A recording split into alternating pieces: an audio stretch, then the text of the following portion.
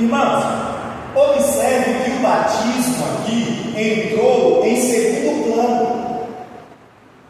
Tem um monte de gente preocupada em batismo e não se preocupa na crença. O que vai me salvar não é o meu batismo, é a minha crença. Observe que é o seguinte: quem crê e for batizado será salvo. Mas ele não diz: quem não for batizado será condenado. Ele diz: quem não crê será condenado. Para eu me batizar, eu preciso crer. Não apenas olhar e dizer: não, é uma norma da igreja e eu preciso cumprir essa norma. Não, eu preciso ir para o batismo porque eu creio em Jesus Cristo. O porquê que Jesus diz isso aos seus discípulos?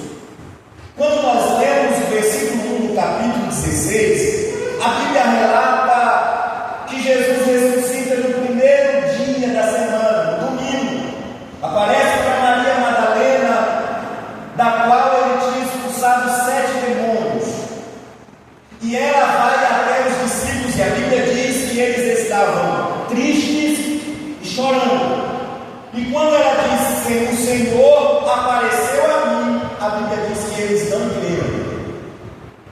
Então Jesus vai e aparece de outra forma a 2 discípulos que estavam indo ao campo, e eles também não creram.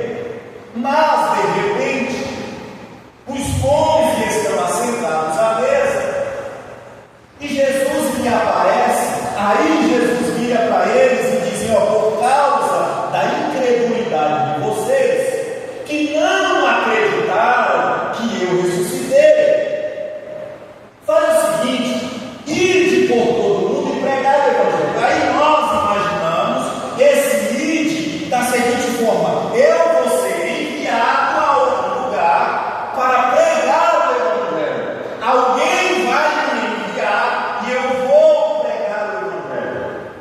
O sentido original do texto não é ide e pregar por ser enviado, não. O sentido da palavra no original é indo por todo mundo pregando o evangelho. Ou seja, a visão de Jesus não era: espera alguém te enviar, não. Era dizendo assim: por onde você for, por onde você passar, vai passando e pregando o evangelho.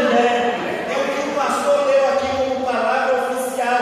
Aonde Paulo e Silas passavam, eles pregavam o evangelho de tal forma que chegou o momento em que eles entraram numa cidade e a Bíblia diz que o Espírito do Senhor os impediu de pregar.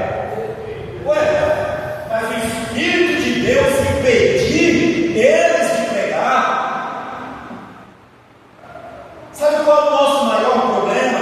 É que a gente sempre tem uma desculpa. A gente não tem desculpa para fazer tantas outras coisas, mas na hora de pregar o evangelho a gente sempre tem uma desculpa. Eu não posso, eu estou cansado, eu vou trabalhar, mas eu não posso porque eu não sei. Sabe, o recado foi dado aqui, a receita foi dada aqui hoje.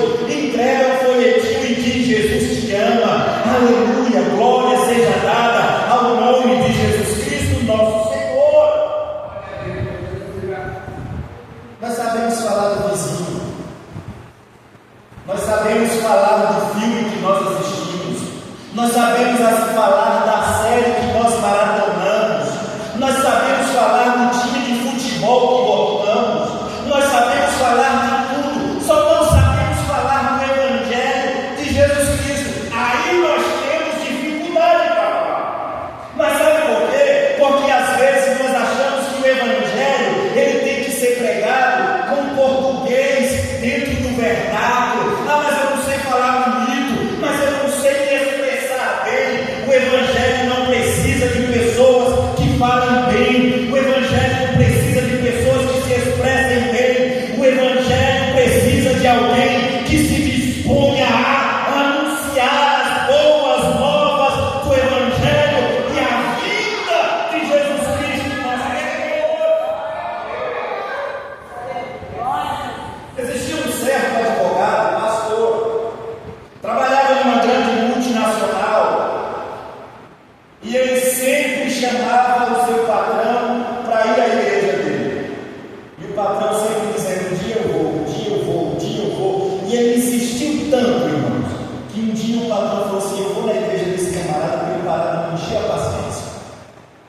Chegou em casa, reuniu a esposa, os filhos e disse: vamos à igreja do pastor fulano para ele parar de me perguntar.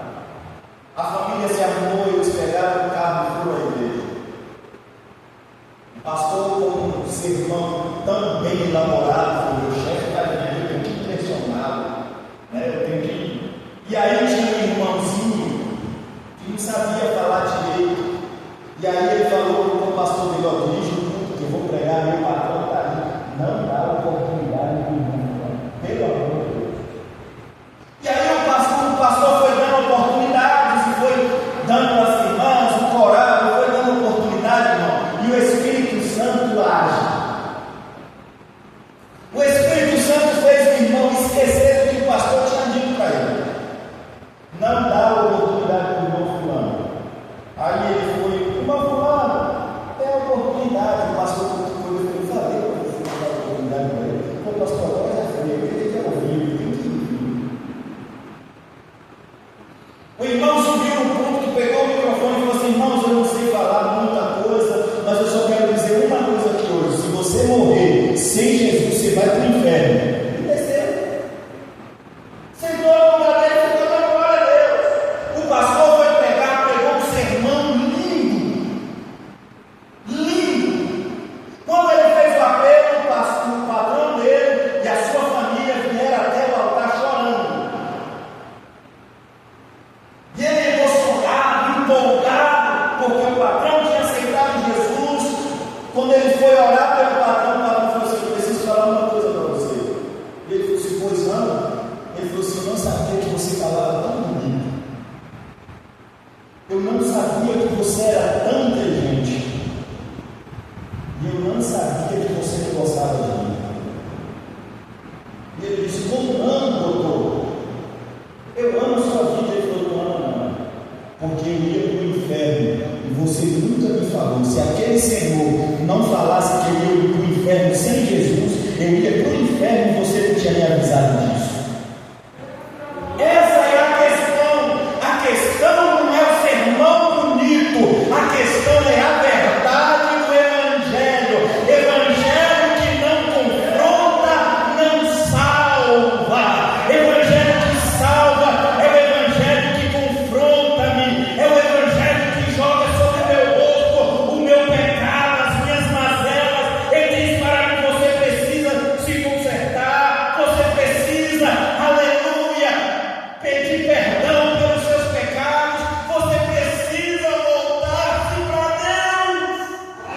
É esse Evangelho que salva.